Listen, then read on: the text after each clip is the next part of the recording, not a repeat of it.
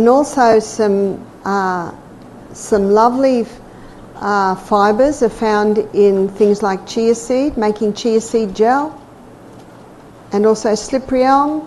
When you put water with it, it goes a little slippery, and the aloe, they go one step further with healing the lining of the gut.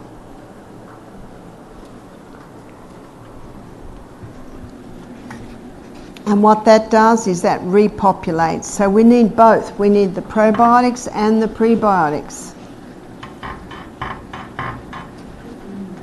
And there's much research now that shows that getting it via your food is superior. But you know, what the plant fibre does, which is a prebiotic that feeds the probiotics, well, these microorganisms give off short-chain fatty acids, and those short-chain fatty acids, they are healing to the lining of the gut. You've heard of leaky gut? Well, that's what heals the leaky gut.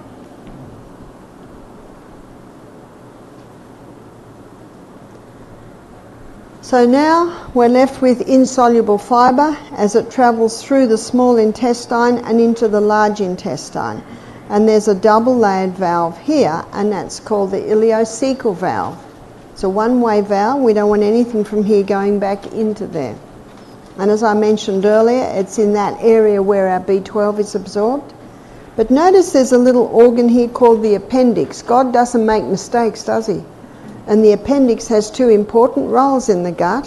One is it's called the colon's oil can, because it releases a substance that helps to lubricate the contents of the colon till it comes out. And it also releases antibacterial fluid, so that anything comes out of here, if it's a bit toxic, it calms it down until it gets out of the body. When plants break down, all plants, they ferment. When meat breaks down, it putrefies. And the putrefaction process is quite toxic. Now, dogs have 10 times the hydrochloric acid that we do, but they also have a gut that's only 1 yard long compared to our gut, which is 10 yards long. So with that dog, it's in and out quick.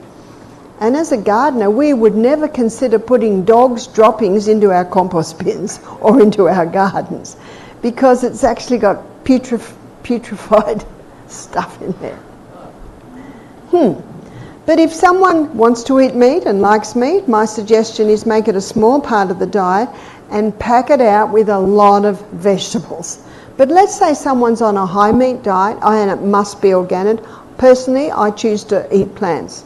So let's say we've got someone having a big steak for tea, and then they have a sugary dessert, ice cream, chocolate flavouring, and then they have, a few drinks of red wine.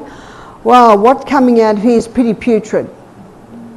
The sugars and the alcohols just add to the putrefaction, so that appendix is working hard. We've no idea what our body goes through, eh? Does such a good job.